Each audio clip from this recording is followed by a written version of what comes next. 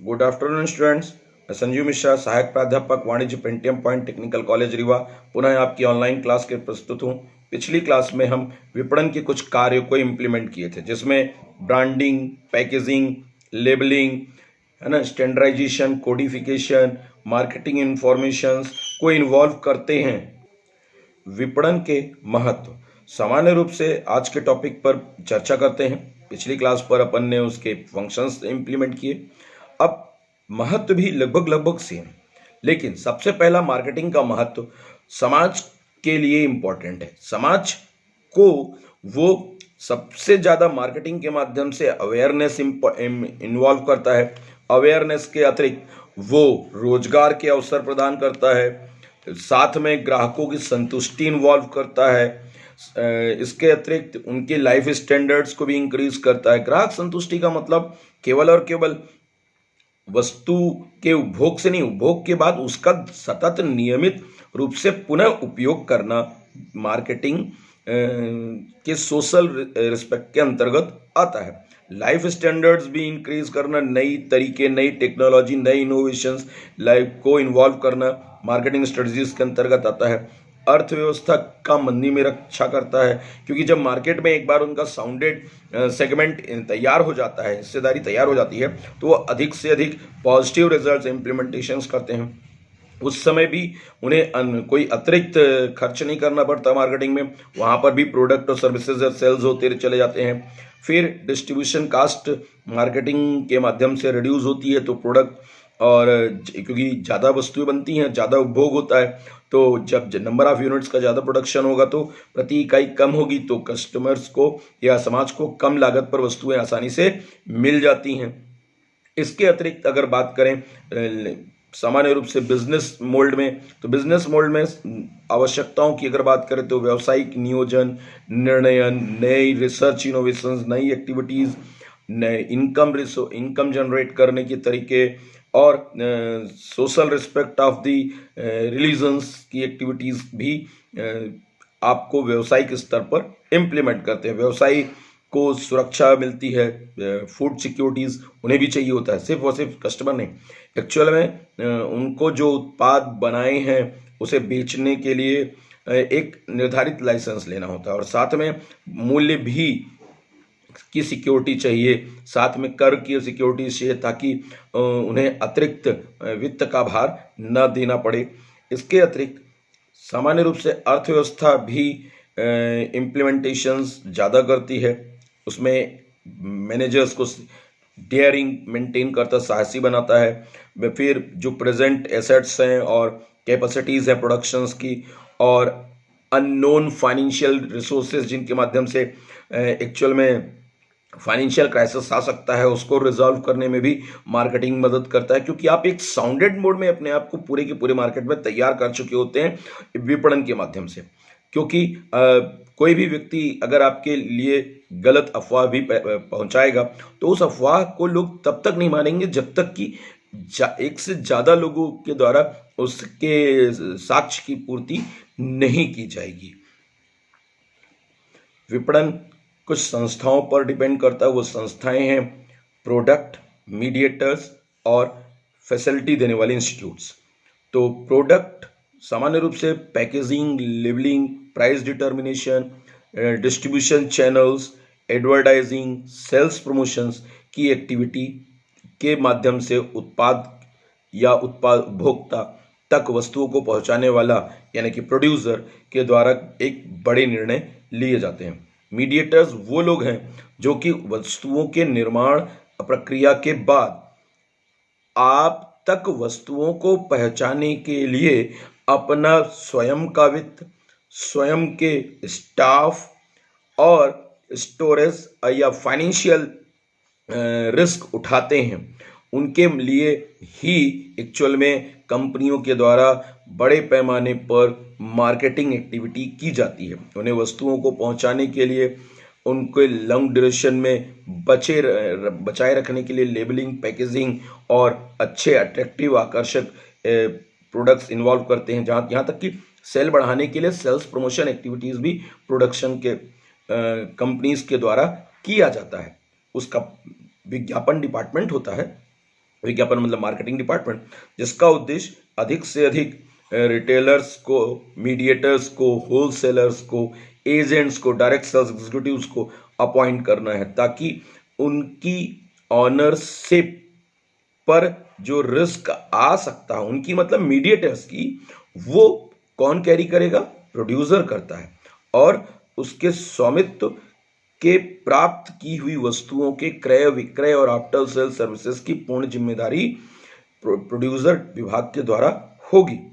इसके अतिरिक्त सुविधाएं देने वाली अन्य संस्थाएं हैं, जैसे ट्रांसपोर्टेशन में जल का है, रोड का है, कंसल्टेंसीज हैं, एडवर्टाइजिंग एजेंसीज हैं, होर्डिंग्स हैं और क्रेडिट फैसिलिटीज देने वाले इंस्टीट्यूट्स हैं। ये सभी वस्तुओं की कीमतों पर जो भी कॉस्टिंग इन्वॉल्व की जाती है उसे इम्प्लीमेंट करते हैं, फिजिकल डिस्टेंस और टाइम्स को रिजॉल्व करने के लिए। सामान्य रूप से अगर मार्केटिंग मेथड्स की स्टडी बात करें तो जिस पर हमको चर्चा करनी होती है वो फंक्शनल अप्रोच पर करनी होती है, कमोडिटी अप्रोच पर कमोडिटी का मतलब उत्पाद या पदार्थ के अनुसार, और कमोडिटी की बात आएगी तो वहाँ फिर वही भंडारण, स्टैंडर्डाइजेशन, कोडिफिकेशन, लेबलिंग, पैकेजिंग की बातें होंगी, उन्हीं पर स्टडी की जाएंगी। नई मंडियाँ, नए बाजार, उनको नए रिफाइनिंग एक्टिविटीज़ के से गुजार कर अधिक से अधिक वस्तुओं को कस्टमर के उपयोग के आधार पर मेंटेन कर सकते हैं।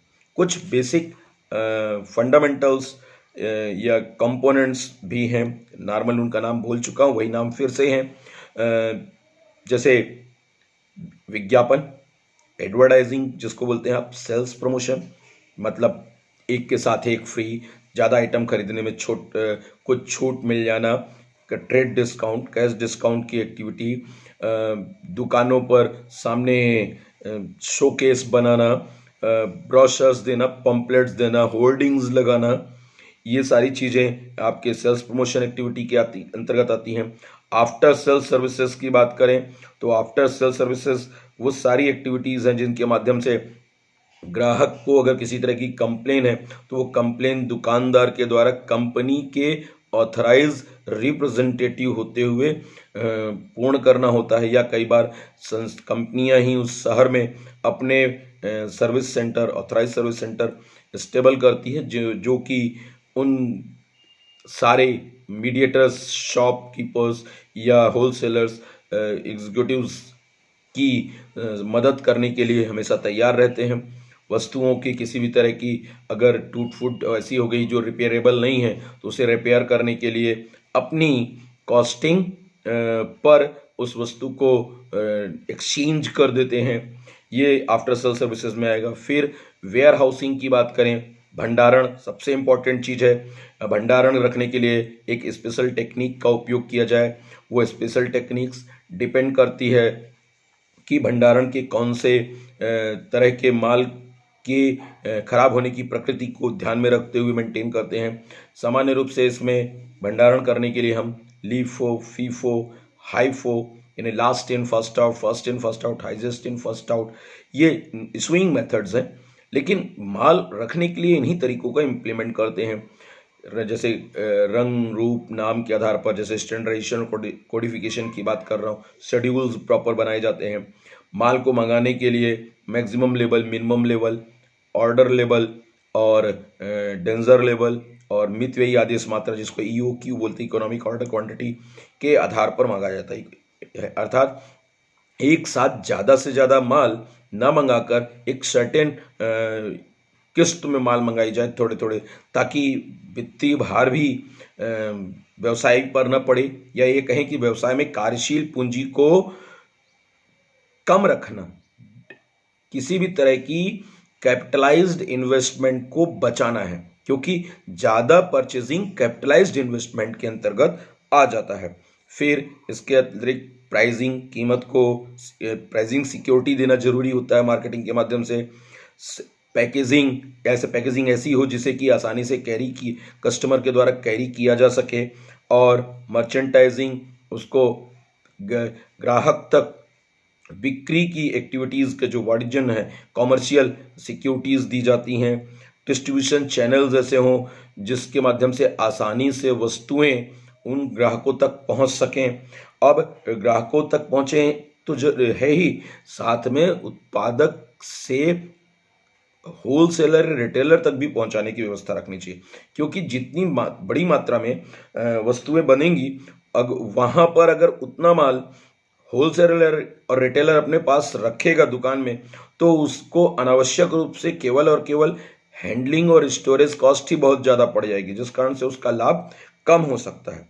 फिर नए तरह के मार्केटिंग रिसर्च और इनोवेशंस को इन्वॉल्व करना होता है। मार्केटिंग एक फिलॉसफी के रूप में रखा गया है। फिलॉसफी के नाम आते ही यह क्लियर हो जाता है कि एक सजग और अट्रैक्टिव इन्वेस्टर और लाभ के विचार के साथ, परिणाम के विचारों के साथ इम्प्लीमेंट करेंगे, डिस्ट्रीब्यूशन एक्टिविटीज़ को इन्वॉल्व करेंगे। इन सारी विचारधाराओं के साथ मार्केटिंग को एक सुस्थापित दर्शन, प्रशासन, चिंतन और व्यवहार रूपरेखा के अनुसार माना जा सकता है। दर्शन किसी भी प्रकार के डिटर्मिनेशन और इम्प्लीमेंटेशन और कोऑर्डिनेशन के मेजरमेंट्स के बीच में रिलेशन डेवलप करने की प्रक्रिया है, जिसके माध्यम से वस्तु जो या उत्पाद या सर्विसेज प्रोवाइडर से उसके कंज्यूमर तक आसानी से पहुंच सके और विज्ञापनों की विभिन्न तकनीकों, विभिन्न अट्रैक्टिव इम्प्लीमेंटेशंस ऑफ द कह सकते हैं उसको प्रेजेंटेशन ऐसा हो जिससे कि लोगों को ये लगे कि हाँ, इस विज्ञापन के माध्यम से हमारे सारे के सारे प्रोडक्ट और सर्विसेज के बारे में जानकारियां प्राप्त हो सकती हैं। और कोशिश ऐसे करना चाहिए कि विज्ञापन ऐसे बने जो मल्टीपल प्रोडक्ट्स को एक ही समय ड्यूरेशन में सारे उत्पाद की जानकारी ग्राहक को दे सके। Thank you. अगली क्लास में हम एक नए चैप्टर के साथ प्रस्तुत होंगे।